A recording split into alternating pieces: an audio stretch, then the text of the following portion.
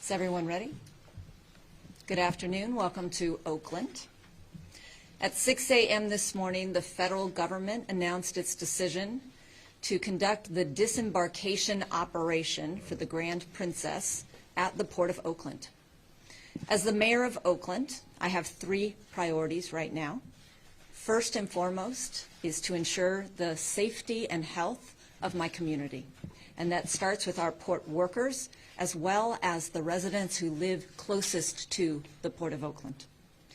Second, I want to ensure that our public and our community keeps constantly informed with detailed information about this operation as well as about the COVID-19 virus in general. We recognize that this is a time that we must be guided by facts and not fears. And our public deserves to know exactly what is going on. And third and finally, it is our duty to help these people.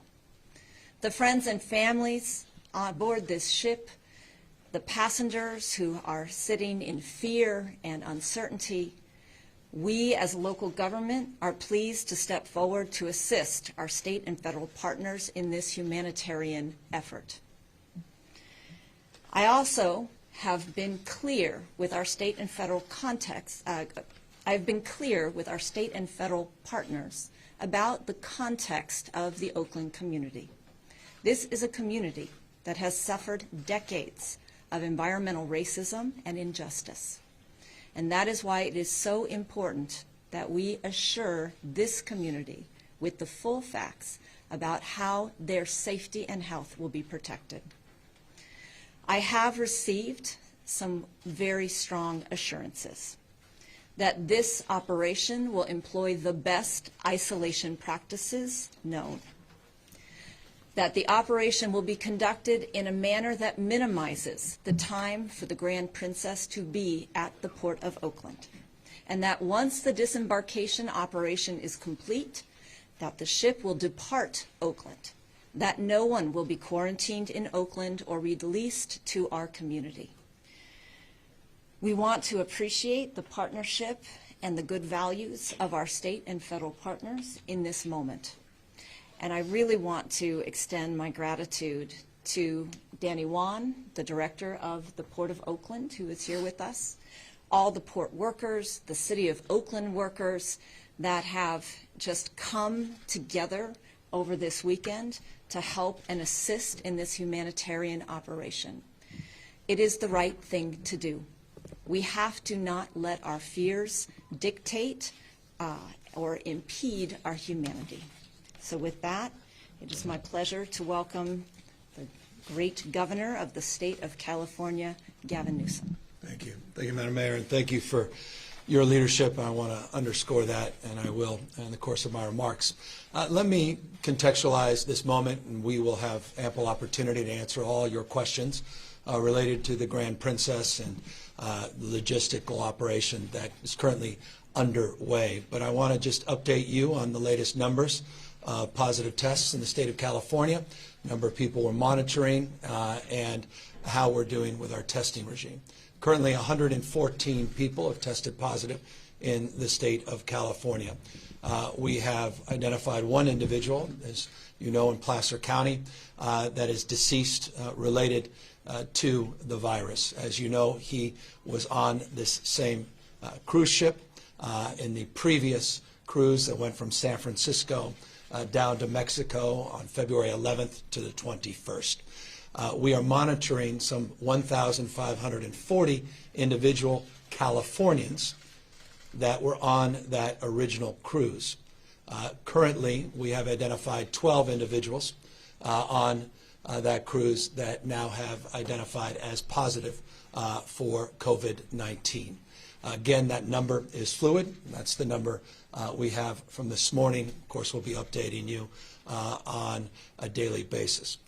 Broadly, the state of California has over 10,000, in fact, 10,257 individuals that we are monitoring in 49 health jurisdictions throughout the state that have come in independently of our repatriation flights and independently of the cruises through commercial airlines. So I want to give you the magnitude of the people we're monitoring and the incredible effort that is underway at all levels of government in a state, for those not familiar, that has 58 counties and some 480 plus or minus cities. And so this has taken all of us to work together in a deeply collaborative way, and I'm very grateful for all of our partners, particularly in the health care sector, for their stewardship.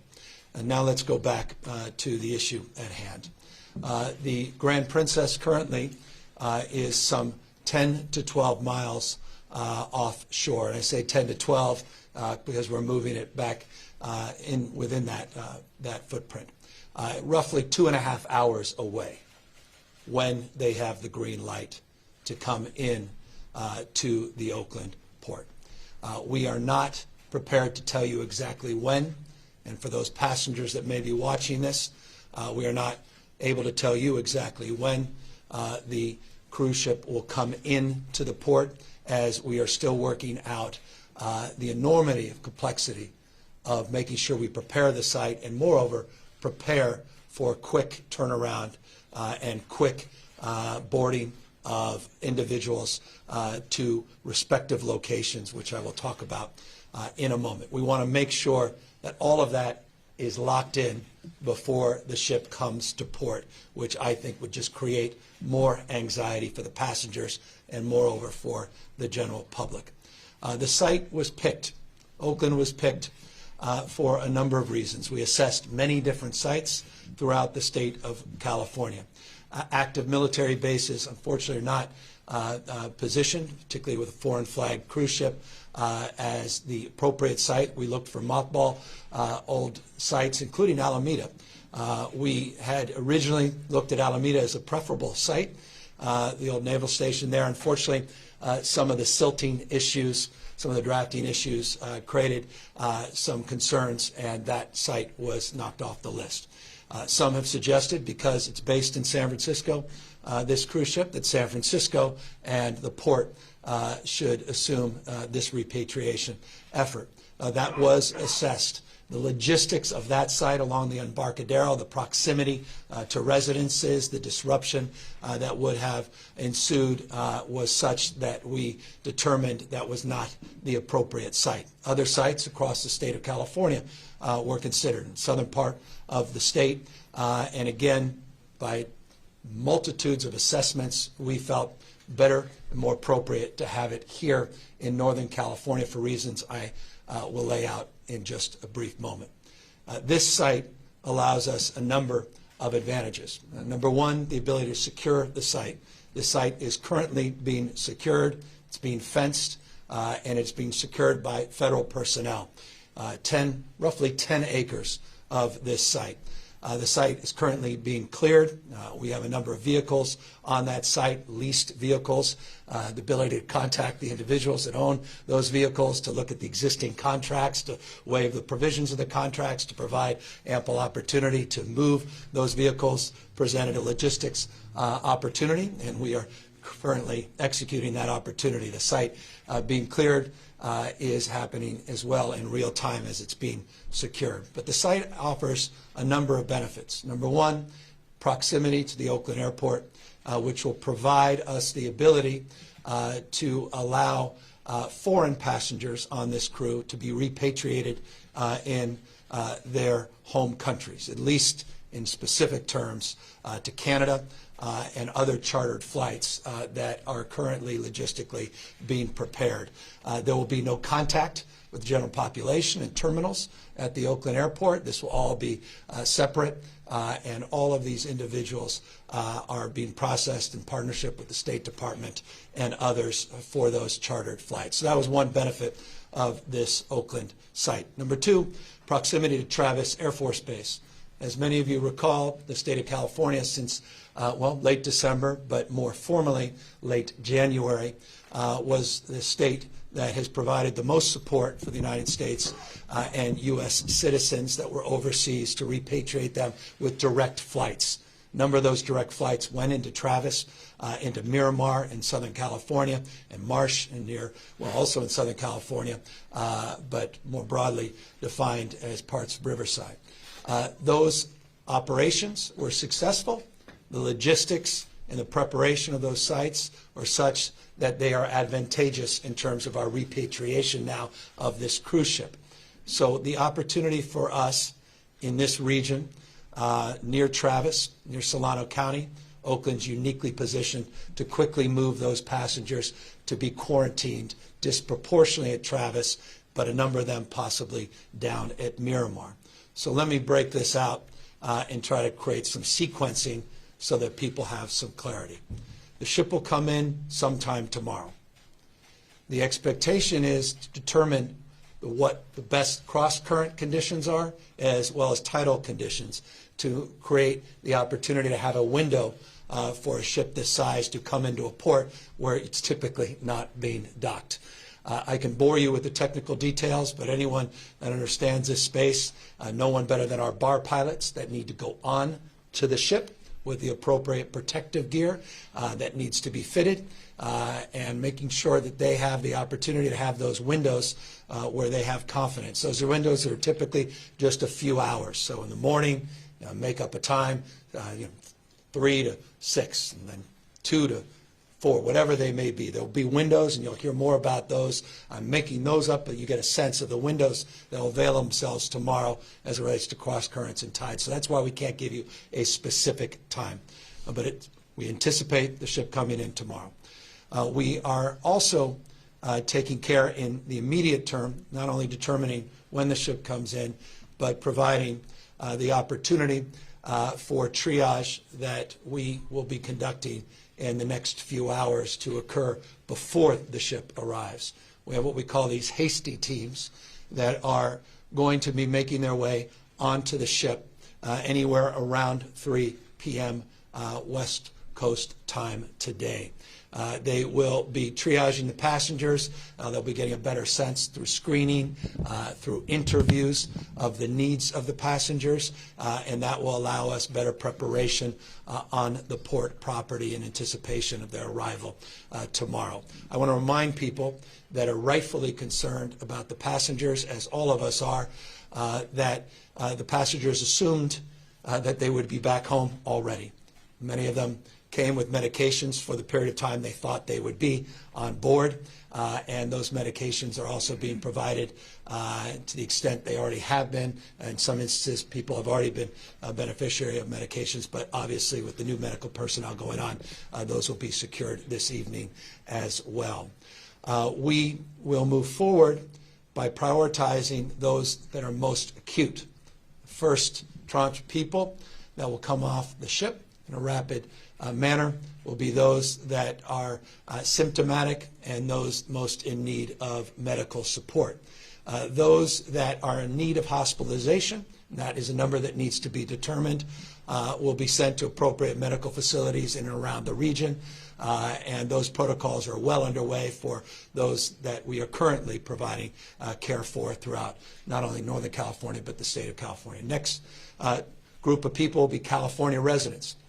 There are currently 2,421 passengers on this ship, 1,113 crew members in addition to those passengers. Some 962 of those passengers are based on our manifest California residents. They will be prioritized, and those California residents will be secured, boarded onto appropriate vehicles and brought again with priority to Travis Air Force Base to begin a 14-day quarantine. Those non-California residents, as I mentioned a moment ago, those that are foreigners, some 54 countries represented in total. That includes crew and passengers. We will be providing those charter flights for the largest cohort of those passengers as another priority to move them forward. Non-California residents, American citizens, will be transported to other locations disproportionate number into Texas, Laughlin, and into base in Georgia. So that's the current protocol, and that's the current expectation of prioritization and the distribution of where individuals will be sent. There is one cohort, rather significant, again, 1,113 crew members, of which 19 of the 21 that were tested positive are crew members. We will quarantine them, as you may have heard, it's been publicly stated, on the ship. That ship, after all the other passengers have been attended to, that ship, once quarantined with the remainder of the crew that are appropriate to remain on the ship, that ship will now turn around outside of the San Francisco Bay, no longer in the port of Oakland. This entire operation, we hope, but this is dynamic, so do not hold us to account, is a 2-3 day process. That's what we believe this turnaround will take. That's based on our preparation. And that's why we ask just patience as we prepare the site and make sure the screening is appropriate and to make sure that we have all the logistics at hand so that we're doing this in an appropriate way. It's ready, aim, fire, not ready, fire, aim. And I cannot impress upon you my appreciation, can impress upon you more my appreciation to our federal partners, the incredible work of the CDC, HSS, the White House, the Vice President himself, individually working. We had 3 conversations in the last 24 hours directly, the President direct conversations, the incredible partnership, of course, with our teams at the state level, and here locally, the incredible leadership of Mayor Libby Schaaf. And let me just end on that point. This would not have happened without leadership. Some folks turn their backs in times of distress, in times of stress. The political answer is oftentimes to abdicate responsibility and accountability. That is not exampled here in Oakland. What you see next to me is a leader that was willing to take responsibility for those in need, take responsibility for American citizens, take responsibility for Californians, take responsibility for many that may end up being residents of her own city in this broader county. I applaud her, and I just want all of you to recognize that she was not required to be put in this position, but she did the right thing, and I cannot be more grateful for her willingness to partner with us in good faith, but with deep expectation of accountability from each and every one of us at all other levels of government. We today have with us a number of other people that will speak, and someone's become familiar to all of you, the HSS Secretary in the state of California, Dr. Galley, who many of you may not know, was working in the health department in the city and county of San Francisco for years, went down to LA County to run their department, and now is the state director. Dr. Angel is here from the Department of Public Health, and we are blessed to have Dr. Red here. Dr. Red is a familiar name for those that have tracked previous cruise ship incidences, substantive to the one in Japan. He was disproportionately responsible for that process and the protocols around that. He can discuss and compare and contrast what makes this different and what we learned from Japan and why we are moving quickly to get people off this ship. And I think will give you a sense of confidence in our capacity to meet this moment in a way that could calm people's nerves. Final point. I'm happy at the right time to discuss the inevitable, and that is concerns and anxieties we have around public events and venues in the state of California and public schools in the state of California. Yesterday we put out guidelines for both. We'll be meeting with superintendents from across the state tomorrow in Sacramento to further those discussions with more nuance and specificity and detail. And anyone that wishes to request any additional information, we're happy to also provide that, as that is, as a father of 4, a conversation I am having often and understandably. Accordingly, each city across this state has also adopted protocols on public venues that is also increased the level of inquiry in that space, and we will happily answer our point of view for the same. So that's where we are in broad strokes. And now, with more logistics around the medical component of this, let me ask Dr. Galley to come up, and you'll hear from a few others, and then we're here to answer any questions, including from the Assembly Member Bonta, who's kindly here. Just one moment. Dr. Galley, freely, sir. Sure. Thank you, Governor, and really I want to echo Mayor Schaaf, the gratitude we have for your leadership, for being the wonderful partner in all of this hard work.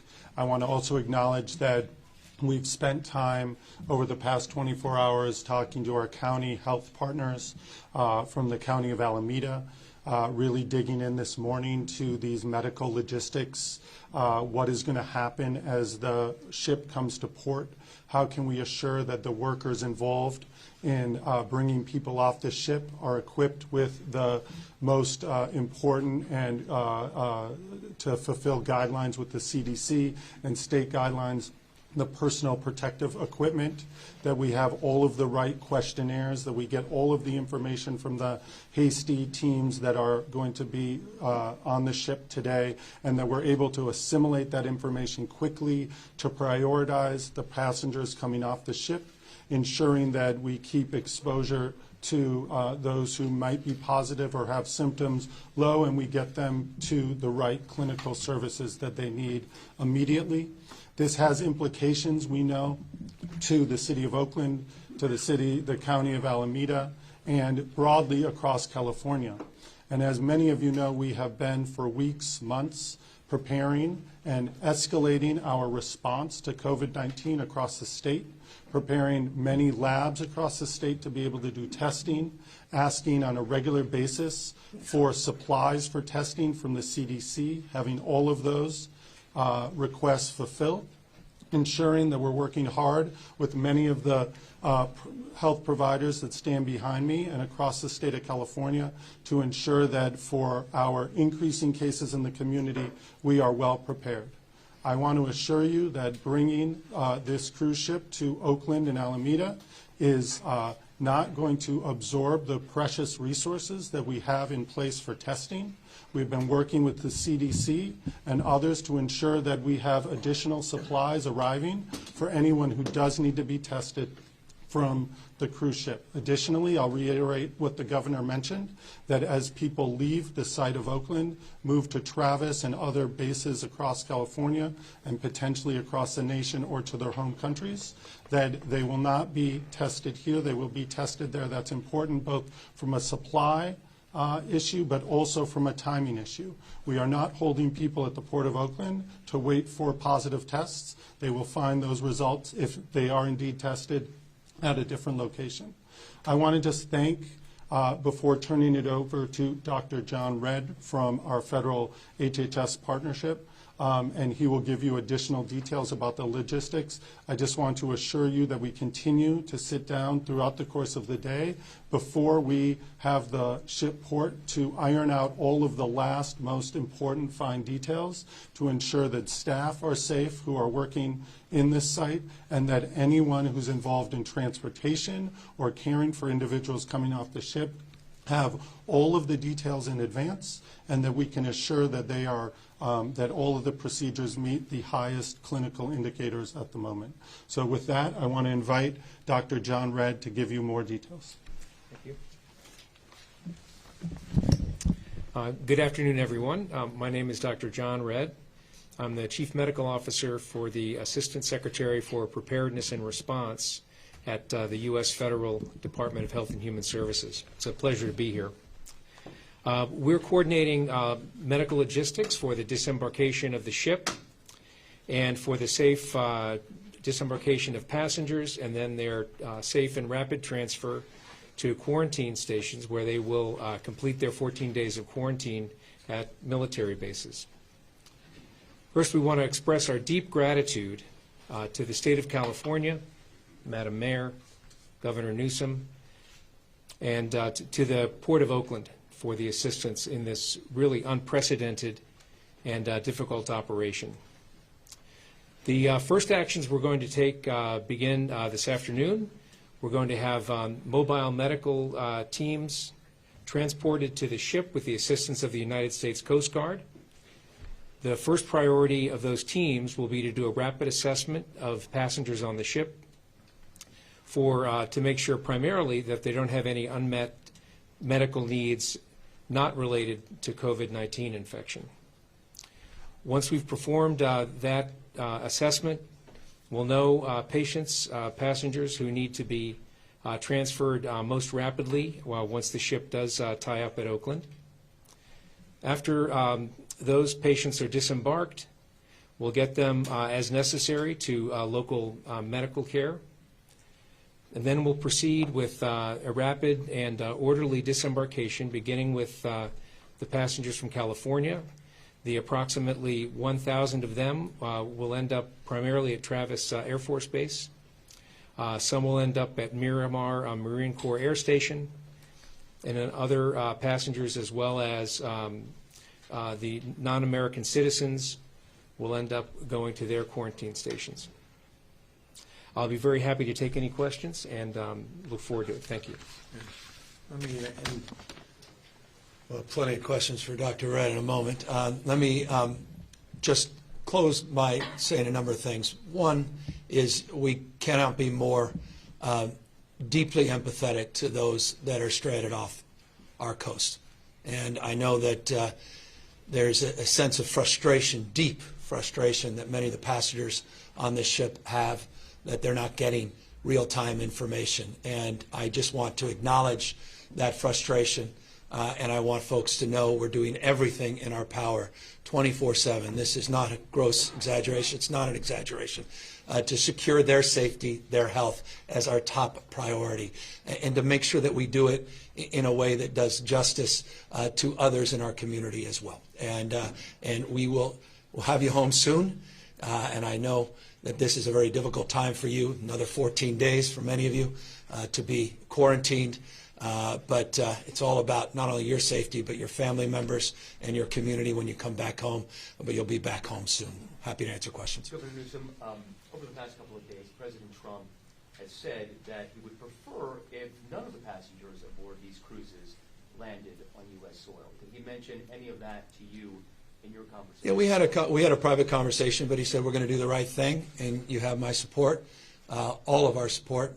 Logistically and otherwise. So before he made those statements publicly, I had a private conversation with him around 4:30 West Coast time, and he said everything that I could have hoped for. And we had a very long conversation, and every single thing he said, they followed through on.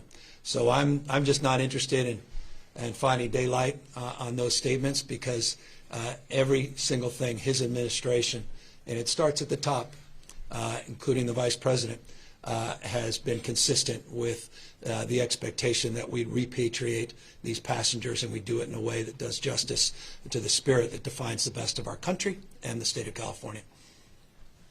Governor, the ship had multiple trips. The first trip finished on February 21st. So how many passengers came off the first trip, and do we monitor their situation? Yeah, 1,540 of the individuals that left that ship after that ship came back from Mexico on February 21st are in the state of California, or are quote-unquote Californians. We have not only received the manifest, so we know who those individuals are, but so have our health directors all throughout the state of California. Individuals have been contacted. Many contacted us. And others have been contacted not only by local health officials, but by Princess as a company themselves. We have monitored and are in the process of monitoring them, and as I noted, 12 of them have tested positive for COVID-19, and in addition to that, we had that one tragic loss of life in Placer County from an individual who was also on that cruise. Any other questions? Yeah. So I understand this is a difficult time, fluid situation. We spoke with Councilman Reed. He says, it really bothers me that my council wasn't notified about what's going on, and we didn't have to say whether the ship which dock here in Oakland. Can you comment on your conversation with the city council? Sure.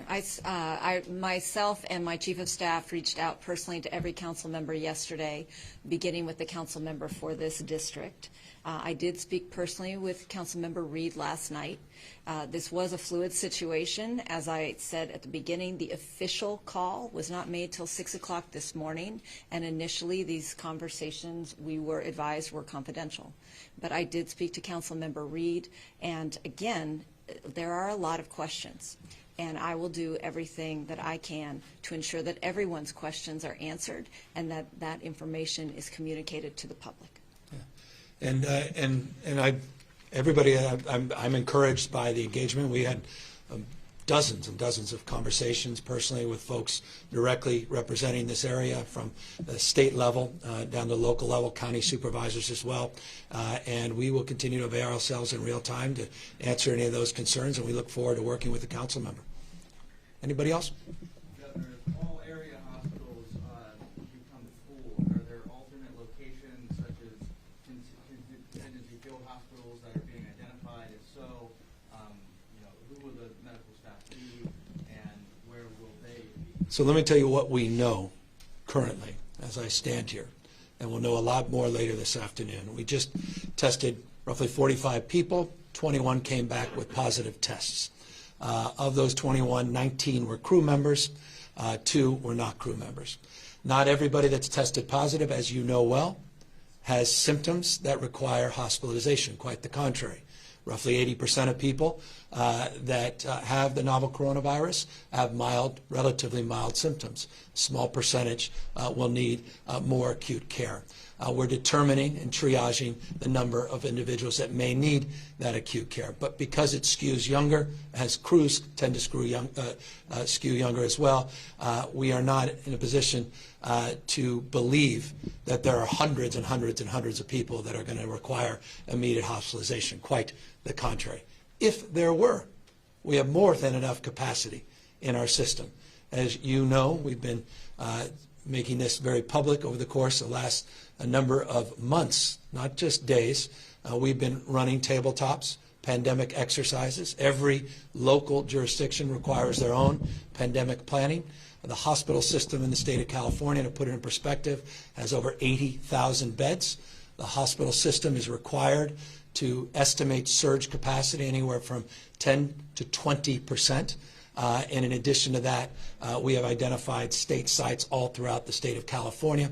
I did an emergency declaration a number of days ago to make the siting of those and the regulatory and licensing much easier and efficient. So I can assure you, even in the worst case scenario, and we're not anticipating that, that we're well resourced to accommodate the needs of these passengers, even if it's a large number that come in acute condition. To follow up with that, we have some internal memos from healthcare workers in Sacramento that work in area hospitals who say, the memos essentially say UCSF is no longer accepting adult transfers.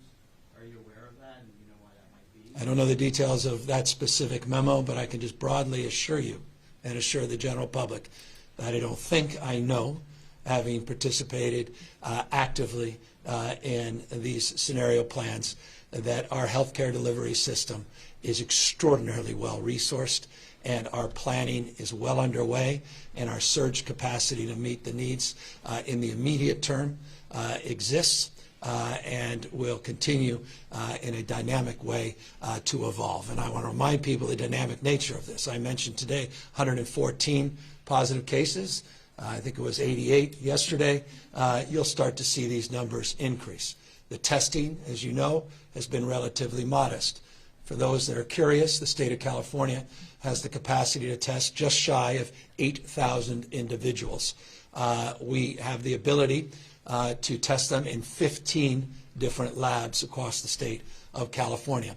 On Monday, tomorrow, one of our larger private contractors, commercial contractors, Quest, has the ability to test roughly 2,000 people each and every day, Quest has a facility down in San Juan Capistrano, just south of Laguna Beach, and they will be accepting those testing protocols and kits as early, as I said, tomorrow. So the testing protocols and regimes, as they evolve, more people are tested, more people are tested positive. You will start seeing those numbers increase. It's exactly what you should expect. It's exactly what we have planned for.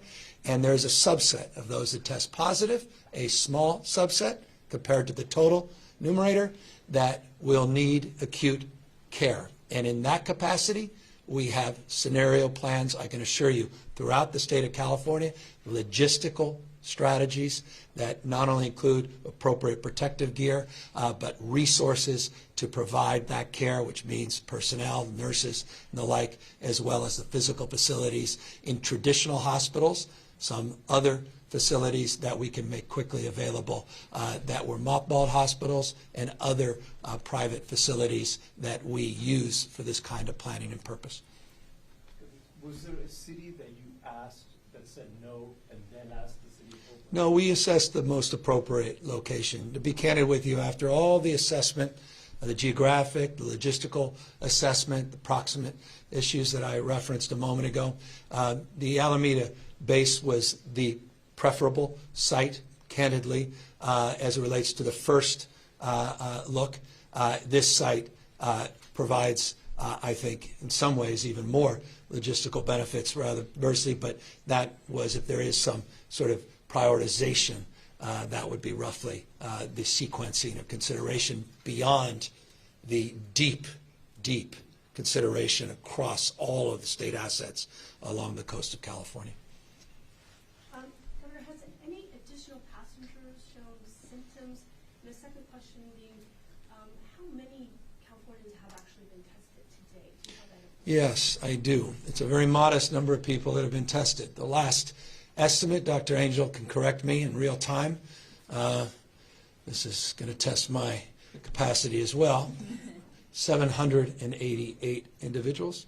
That's pretty darn close. All right, so let's take my word for it. That's over Dr. Angel. I think maybe we have that backward. But the last number that I received this morning was 788 individuals have been tested. And again, the testing protocol is radically about to take a new, it's going to evolve very rapidly as now the commercial programs, not just Quest, but LabCorp, which is in North Carolina, starts accepting these tests as well.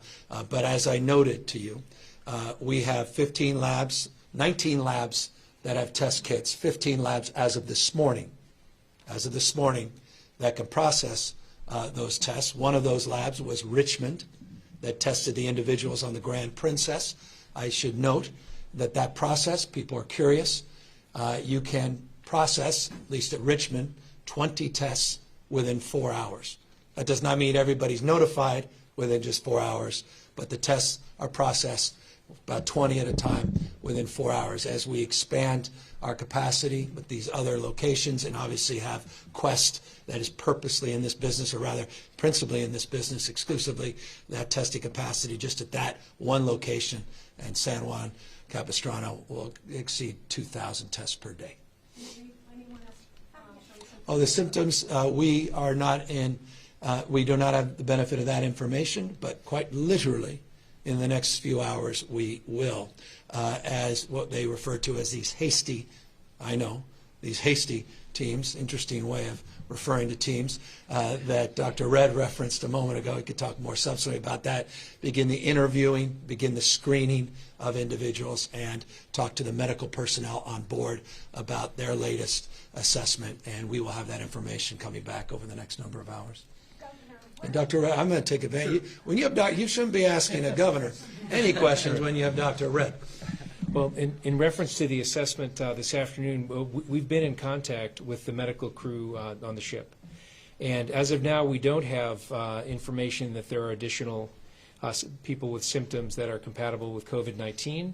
But the plan is to go on board the ship and liaise with the medical providers there, and then subsequently begin to assess. So we will have more information as that is ongoing. Doctor, do you know where the ship will board after they're done with the quarantine? Or do we know it's too early at this I apologize, I don't understand the question. Once the ship is turned around, the next 48, 72 hours after they are docked, and once the rest of the passengers are removed from the ship, once we've secured the ship and quarantined the crew, then that ship will turn around, and they are currently assessing appropriate places to bring that quarantined ship. But it will not be here in the San Francisco Bay. Dr. Reed, what protocols are in place to help the Port of Oakland employees and people who are working there? So, they're obviously concerned. Well, so to imagine the site, the way that I look at it is first to literally imagine the distance. So first of all, there's a secure barrier that's being placed around the area. It's a little under 11 acres. So the primary method at first is distance, and that's being secured by federal law enforcement. And then there's very, very tight control over people who pass in and out of that zone, and we have extremely tight controls on passengers, whether symptomatic or not, who are being disembarked from the ship. How will the airport be secured? You mentioned the Oakland airport. How will that not, interact with public? I'm happy to. Two different airports. Yeah, so this is not even connected to where you see commercial passengers. So it's completely separate, no terminal connection, no individual connection, similar protocols, people, personnel, protective gear, individuals brought directly to tarmac, directly on these chartered flights, no contact with the general public. Can you expand on some of the lessons that were learned from the government of Japan? I understand that, for example, this is taking place a lot quicker than their evacuation. Yeah, no, thank you for that. We have been in constant contact with the government of Japan. I just returned from Tokyo on Monday. I was part of the team that was working in Yokohama and Tokyo on the Diamond Princess quarantine.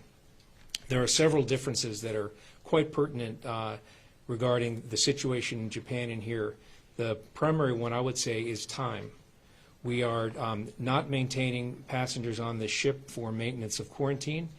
In fact, quite the opposite. We're making every effort to get them rapidly and safely off of the ship and then transported safely to a location for quarantine at which they can be observed for 14 days and at which they can get rapid treatment for medical conditions that come up, whether related to COVID-19 or otherwise. You may have addressed this, but what will the role be of Oakland port workers in all this? That's currently being assessed, but I can assure you this is primarily a federal operation, state operation, federal personnel, some state personnel.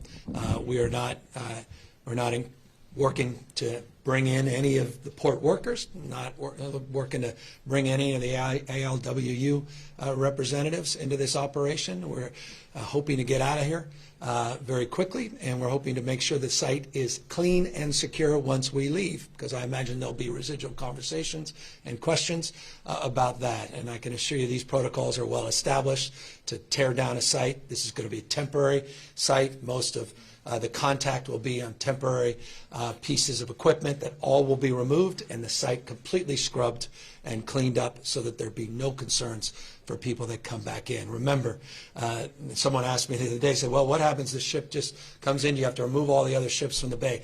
There's a lot of mythology here about what this is and what this isn't.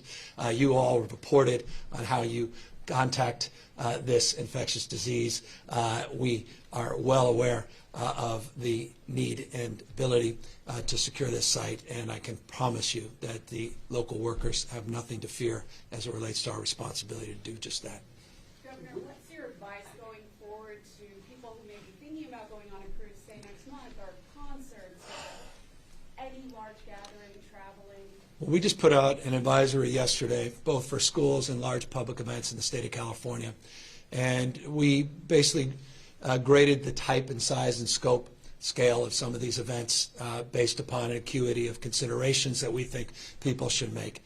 Look, it goes without saying that if you are elderly, If you have a pre-existing condition, you have issues of lung disease, heart disease, or you have other medical conditions, I would highly recommend, almost demand, that you not go on a cruise.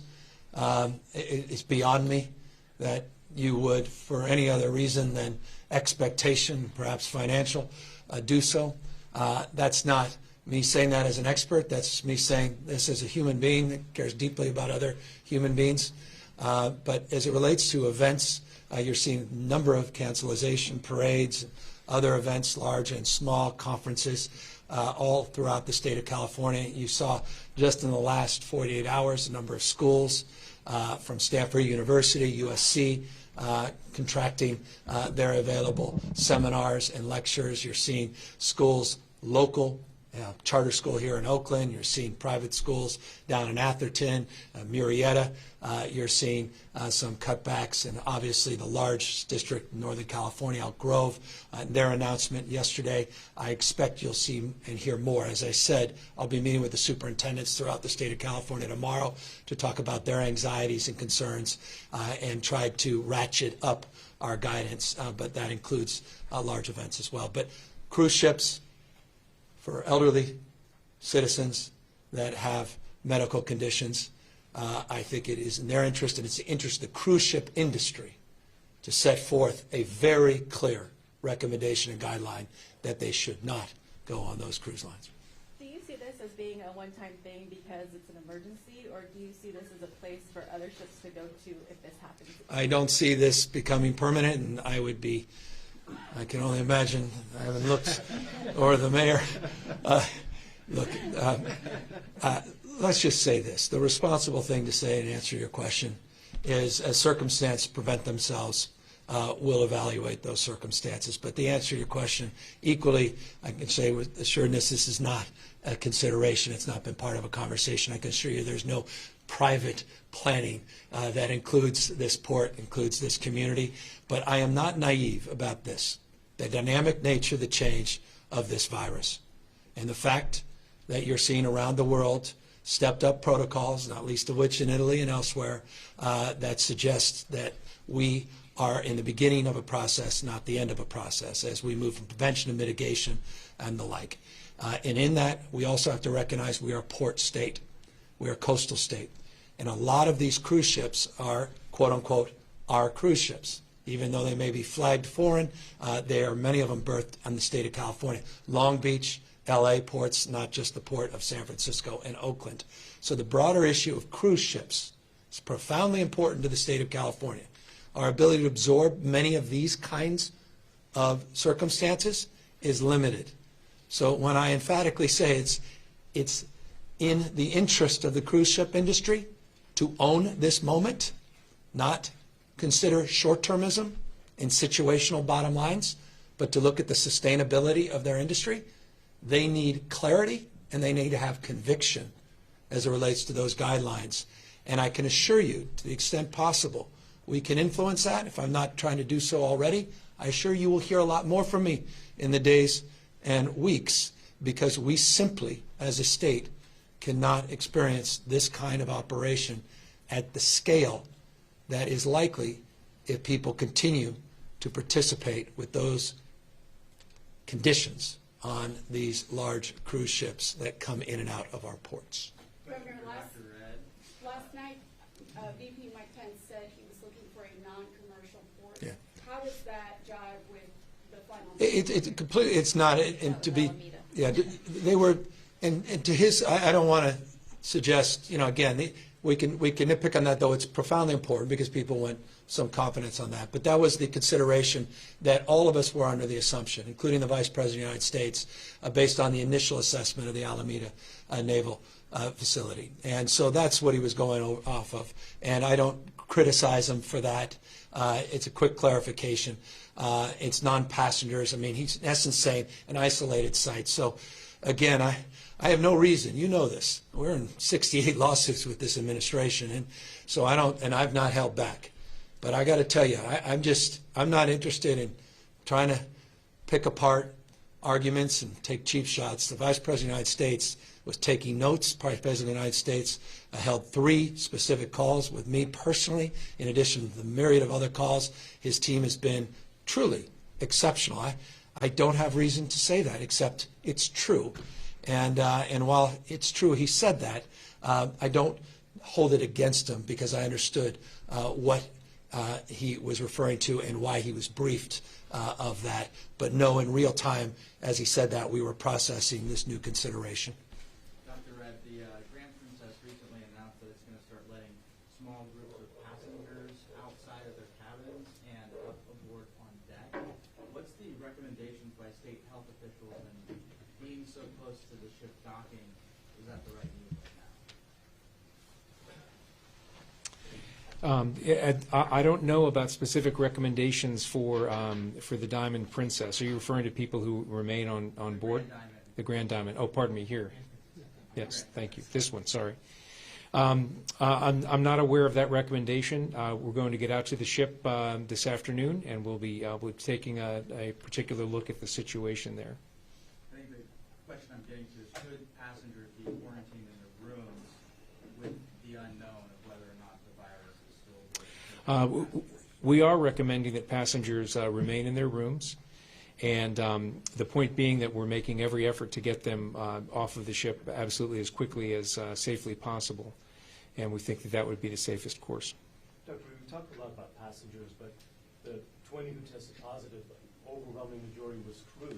So what's being done to, and maybe this is for the cruise ships, but your crew members may have been infected and then went on another cruise. So what's going to be done to look into that situation so that we don't have it, them on duplicate or different cruise ships?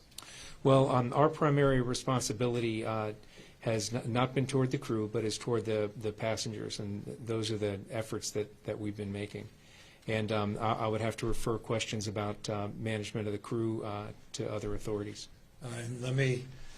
Maybe I'm one of those. We have been tracking those that were on the original leg, which is the Mexico, San Francisco to Mexico, that then went and transferred to other ships. And you may know that we had one of those crew members was just tested in Southern California that was on another cruise ship. So we are monitoring those individuals that have moved to other crews, and clearly those protocols from the industry's perspective need to be sharpened, but from a health perspective we are very engaged hand in glove in the monitoring and the tracing and tracking of those individuals. Some state health officials are saying that the CDC has been slow to confirm presumption positive tests. Is California experiencing that with our Everything we've asked for, we've received. As I said, we have just shy of 8,000. We have the ability to test 8,000 people. And I say that because you hear kits and you hear tests. Remember, you have to get confirmation on tests, so you can double the number of those tests because we've got to get confirmation. But we have the ability to test just shy of 8,000 individuals. And we have the capacity to do much more in the coming days. We can look back. We can lament. We can talk about could have, would have, should have. We're trying to meet this moment. We're trying to own our responsibility at this moment, and we're trying to build capacity. But I can assure you, from the conversations we engaged in going back weeks, that every request that we had and protocol related to those requests was met. And we're very grateful for that partnership. And I don't know, Dr. Galley, you want to amplify that or perhaps even correct me if you feel differently? No, we in fact just this morning asked for an additional 12,000 tests so that we could ensure that we had ample supply in California. The CDC has assured us that in the days to come we will be receiving those. This is above and beyond what we know are private labs in Quest and LabCorp. The examples the governor gave will be available across the state. So the testing capacity is great. I think one part of your question was the sort of indeterminate nature of some of the test results. We feel very confident that in our labs we're able to turn around accurate tests quickly. Some of it is about getting the test specimens to the lab to be processed and then communicating that reaffirmed with a second run test that it's a positive or a negative, and getting that in the hand of the providers and the people who were tested immediately. So we feel good. You knew early on that there was some hiccups in the testing assays, and the CDC immediately went back in a very quickly evolving situation and refined that assay, and today's assay has been validated and is very strong. So we feel confident with the tests in California that we're giving accurate information as quickly as possible to all those who've been tested. And I just, as a proof point of that, you may recall our first press conference in Sacramento, where we were critical of this point. Literally hours after that press conference, the new protocols and procedures went into effect. So that gives you a sense of the immediacy of that response. Governor, could you talk logistics of how the passengers are going to be transported to Travis, transported to the airport? Yep, safely and securely boarded, bused, appropriately transported with strict protocols that are well established. Individuals will not come in contact with general public at any point of their journey. We have strict protocols as it relates to these charter flights that are completely separate from the general population and the terminals at hand. And as the mayor said, this is a separate part of the airport that some folks know well, others, the rest of us don't know as well. And that's just to suggest a lot of private planes go in and out of that area. Just one or two more guys? I'm sorry. Charter buses or military vehicles? Yeah, I don't know. We're working to logistically appropriate those. They're charter buses to transport both from the dockside to the airport, and also from the dock to side to Travis. Quick question for the mayor. Can you address, I know at the beginning you said Oakland's been a victim of environmental racism. Can you just address that community again who feel like this is another case where, hey, we're getting the short end of the stick? I think it's very important to acknowledge the community context, that this city and this neighborhood in particular have been the victims of environmental racism and injustice for decades. And that is why it is so important that we continue to receive detailed information about every step that is being taken to isolate the threat, and that we can give our residents every assurance that their safety, their health, their dignity is being respected. Now, I will acknowledge that we asked a lot of questions about why Oakland. And it is true that a nearly 11-acre operational site that will be sealed off, that will allow a very sophisticated isolation operation to take place, is certainly a safety feature of the Port of Oakland and this site in particular. And so I will say that my questions are not over. I will be continuing to ask them and expect answers, and that I will be sharing that information with the public in real time. Where is the actual ones? I can, I think I can let you, the outer part. Yeah, Dr. Ray, do you want to, maybe you can, in your unique way, explain exactly where we are birthing the princess? I'm not sure of the number of the berth at the port, but the idea is to pull it up centrally. Yeah. And Mark, maybe, Mark? Here's our Director of OES, Office of Emergency Services. Good morning, Mark Ghilarducci. So right now, what we're looking at is what we call the outer harbor area. It would be, if you're coming onto the Bay Bridge and looking to your left, you would see that in the port. There's a space that's been made available along that outer harbor adjacent to the crane operations that happen there, where we're currently looking at that site. So it's being prepped now, and the governor covered the other parts. So that's what we're looking at. Mm-hmm. One more. So Governor, how to solve the medical masks shortage problem?